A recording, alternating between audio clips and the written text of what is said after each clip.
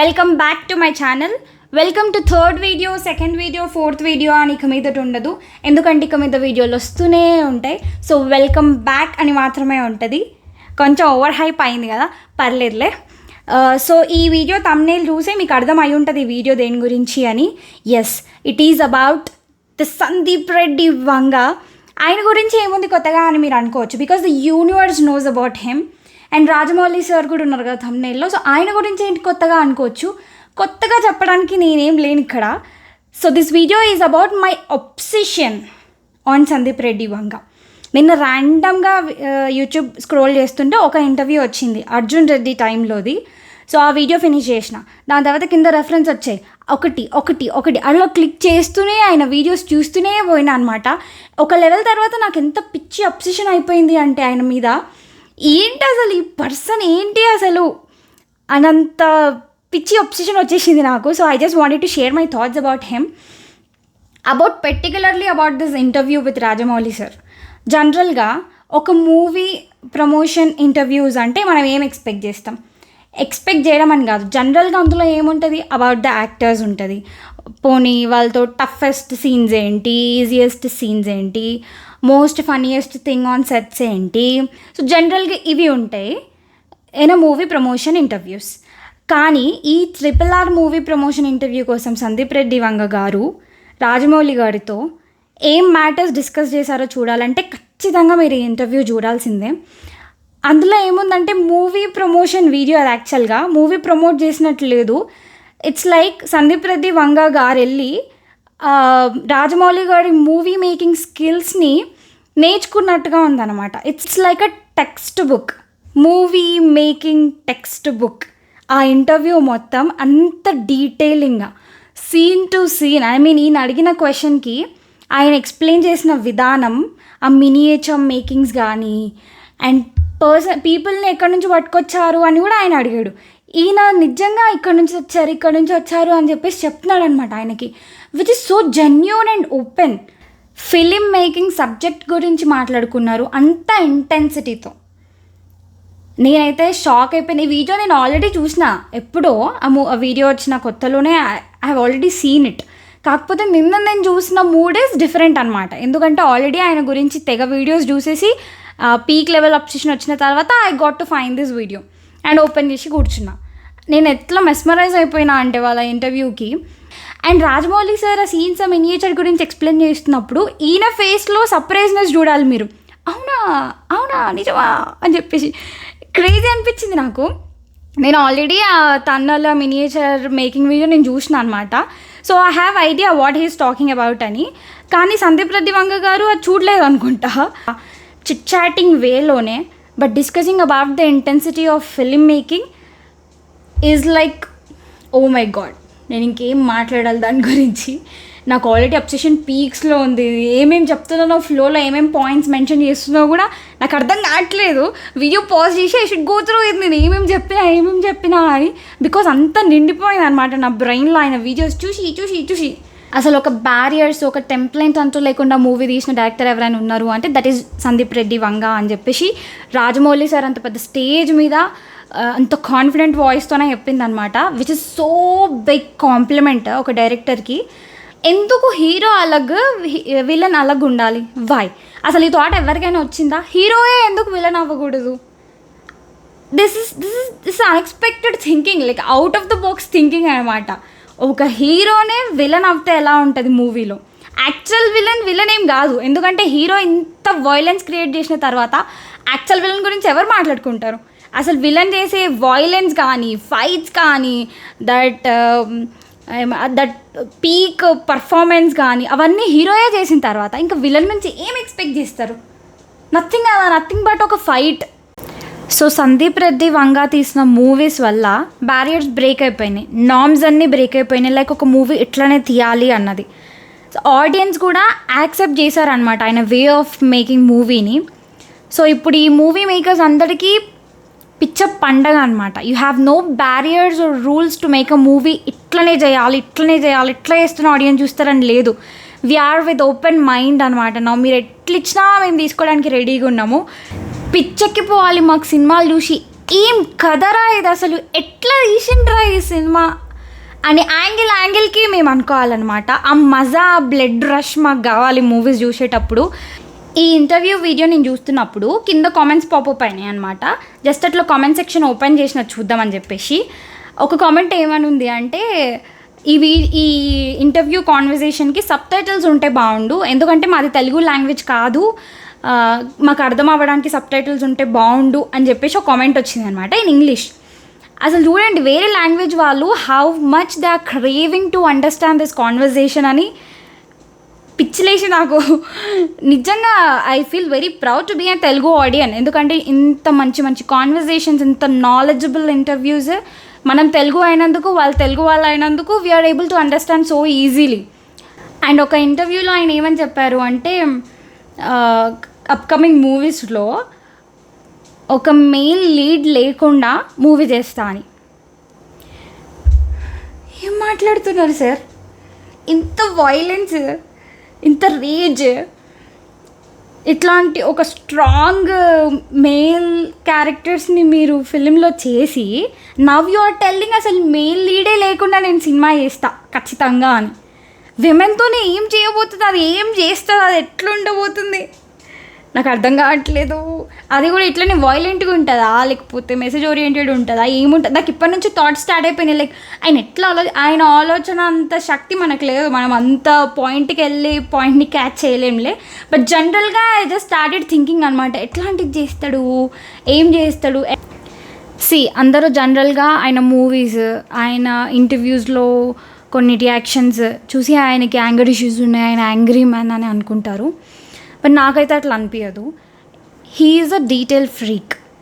ఆయన కొన్ని డాట్స్ వేసుకొని డాట్స్ ఎగ్జాక్ట్గా ఇలాగే రావాలి అని ఒక ప్లానింగ్తో ఉంటాడు.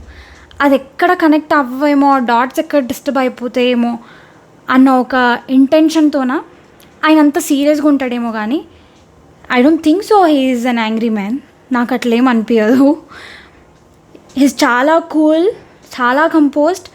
అట్లా కూల్ అండ్ కంపోజ్డ్ ఉన్న వాళ్ళకే ఇంత థింకింగ్ ఎబిలిటీ ఉంటుంది, ఇంత స్ట్రాంగ్గా ఆలోచించగలుగుతారు, ఆ ఎమోషన్స్ అనుకున్నట్టుగా పెట్టగలుగుతారు.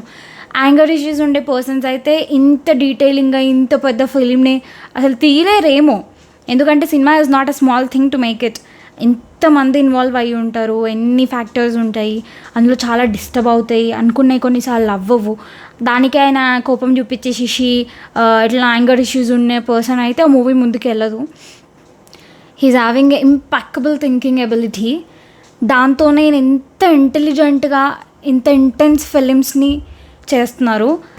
ఇంకా ముందు ఆయన చేసే మ్యాజిక్స్ ఎట్లా ఉంటాయో అని నాకు ఒక రేంజ్ ఎక్స్పెక్టేషన్స్ ఉన్నాయి ఎప్పటి నుంచో. ఆఫ్టర్ అర్జున్ రెడ్డి తర్వాత ఎక్స్పెక్టేషన్స్ పీక్స్ వెళ్ళిపోయినాయి అనమాట నాకు. అండ్ యానిమల్ చూసిన తర్వాత సాటిస్ఫైడ్. ఓకే, అర్జున్ రెడ్డి తర్వాత ఇంత పెద్ద హిట్, ఇట్లాంటి ఒక మూవీ తర్వాత జనరల్గా ఎట్లాంటి మూవీస్ తీస్తారు, ఏంటి డైరెక్టర్ ఏంటి అని చెప్పేసి చాలా క్వశ్చన్స్ ఉంటాయి మూవీ లవర్స్కి. యానిమల్తో వస్తారని నేను అస్సలు ఎక్స్పెక్ట్ చేయలేదు. ఎందుకంటే ఆల్రెడీ ఒక రేజ్ మూవీ తీసిన తర్వాత ఆబ్వియస్గా వాళ్ళ వర్స్టిలిటీ చూపించుకోవడానికి ఒక కామ్ అండ్ కంపోజ్డ్ మూవీ తీస్తారు, love oriented, message oriented movies. ఎందుకంటే ఇండస్ట్రీ కాకపోతే ఆడియన్స్కి, ఇండస్ట్రీలో వాళ్ళకి వీళ్ళ వేరియేషన్స్ కూడా తెలియాలి అని చెప్పేసి they prefer making an other version, ఒక సపరేట్ ఇండివిజువల్ ట్రాక్ చేద్దామని. బట్ ఈ didn't do that. Kind of Arjun Reddy animal కూడా అట్లాంటి ఒక మూవీని, అంటే సేమ్ మూవీ అని నేను చెప్పను, ఆస్పెక్ట్స్ వేరే ఉన్నాయి, కాకపోతే కొన్ని ఫ్యాక్టర్స్ అయితే సేమే. అట్లాంటి ఒక మూవీ మళ్ళీ తీసి ఇంకా పెద్ద హిట్ ఇచ్చి హీ ప్రూవ్డ్ హిమ్సెల్ఫ్ మోర్ అన్నమాట. అంటే ఈయన ఇట్లాంటి మూవీసే చేస్తాడు అన్న ముద్ర అయితే ఏం రాలేదు ఆయనకి. ఈయన మూవీని ఎంత ఎక్స్టెండ్ వరకు చేయగలుగుతాడు, ఎంత ఎక్స్ట్రీమ్ ఫ్యాక్టర్స్ ఇన్వాల్వ్ చేసి ఒక మూవీ చేస్తాడు అని చెప్పేసి ఇంకా ఎక్కువ ఎక్స్పెక్టేషన్స్ అయిపోయినాయి, ఇంకా ఎక్కువ కన్ఫర్మేషన్స్ అయిపోయినాయి ఆయన మూవీ మేకింగ్ మీద. ఒక మూవీ మేకింగ్ బ్యారియర్స్ని బ్రేక్ చేసి ఒక సినిమా తీయడమే కాకుండా దాన్ని హిట్ కొట్టడమే కాకుండా సినిమాలో యాక్ట్ చేసిన వాళ్ళందరికీ బెటర్ ఆపర్చునిటీస్ వచ్చేటట్టు పర్ఫార్మెన్సెస్ ఇచ్చి వాళ్ళకి, which is called making something. ఇది మూవీ, ఒక సినిమా తీయడం కంటే ఇది పెద్ద థింగ్. ఇంకేమైనా ఉంటే అదనమాట. ఇది జస్ట్ సినిమా తీయడం అయితే కాదు, ఇది this is beyond making cinema. RGV గారు ఆయన మామూలుగా ఎవరిని మెచ్చుకోరు, ఇంకా మూవీ మేకింగ్లో అయితే ఇంకెవరిని మెచ్చుకోరు జనరల్గా. అలాంటిది ఈ మూవీ బయటకు వచ్చిన తర్వాత ఆయన ఇచ్చిన ప్రతి ఇంటర్వ్యూర్ అడగడం, ఈయన చెప్పడం వితౌట్ ఎనీ హెజిటేషన్, అట్లా అని ఆప్షన్స్ గురించి కూడా ఆలోచించకుండా straight away from his mouth Sandeep Reddy Vanga అని వచ్చేదన్నమాట.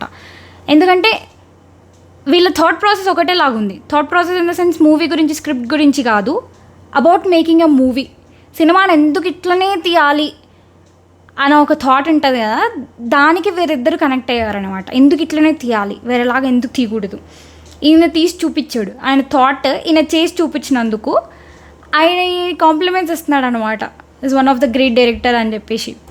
స్పిరిట్ మూవీ మీద నా ఎక్స్పెక్టేషన్స్ ఏ లెవెల్లో ఉన్నాయో మీ అందరికి కూడా అట్లనే ఉండింటుందని నేను అనుకుంటున్నా. Because the combination of Prabhas and Sandeep Reddy Vanga గారు ఇంకేం క్రియేట్ చేస్తుంది వరల్డ్లో, ఇంకేం చూడాలి మేము, ఇంకేం ఎక్స్పీరియన్స్ చేస్తాం మేము అన్న ఎగ్జైట్మెంట్ ఎక్కువైపోయింది అనమాట నా లోపల. అండ్ ఇంకొకటి ఏంటి అంటే interesting thing, movie sets making videos వదులుతారు. అర్జున్ రెడ్డి టైంలో మేకింగ్ వీడియో వదిలినప్పుడు Vijay hair style, Sandeep Reddy Vanga hair style same ఉండేది కొన్ని ఎమోషనల్ సీన్స్ అప్పుడు.